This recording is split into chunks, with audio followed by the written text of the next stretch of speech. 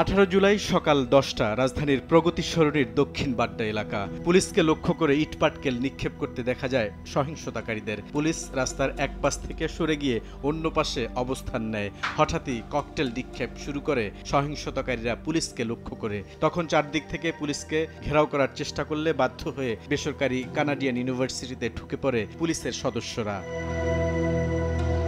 ইউনিভার্সিটির ভেতরে অবস্থানরত পুলিশ সদস্যদের লক্ষ্য করে ইটপাটকেল নিক্ষেপ করতে থাকে নাশকতাকারীরা। তখনও পুলিশ তাদেরকে বাধা দেওয়ার চেষ্টা করে। একটা সময় সহিংসতাকারীরা বিশ্ববিদ্যালয়ের নিচতলা দখল করে ফেলে। পেট্রোল বোমা নিক্ষেপ করে আগুন ধরিয়ে দেওয়া হয় নিচতলায়। ভেঙে ফেলা হয় সিসি ক্যামেরাগুলো। নিচতলা থেকে উপরের দিকে উঠতে থাকে পুলিশ। কিছুক্ষণের মধ্যে দ্বিতীয় তলাও দখলে নেয় দুর্বৃত্তরা। শুরু হয় ব্যাপক ভাঙচুর। তাণ্ডবে অংশগ্রহণকারীদের অনেকের মুখেই ছিল মাস্ক, কারো কারো মাথায় হেলমেট।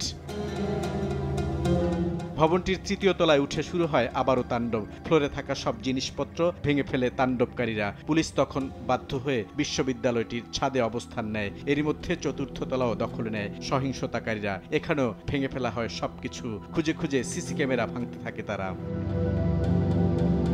পুলিশ রেডিও বার্তায় তাদের আটকা পড়ার বিষয়টি জানায় ডিএমপি কমিশনারকে। ডিএমপি কমিশনার বিষয়টি পুলিশ মহাপরিদর্শককে জানান। এরই মধ্যে একাধিক টিম তাদেরকে উদ্ধারে অগ্রসর হতে থাকে প্রগতি সরণির দিকে। কিন্তু সহিংসতাকারীদের প্রতিরোধে তারাও পিছু হটতে বাধ্য হয়।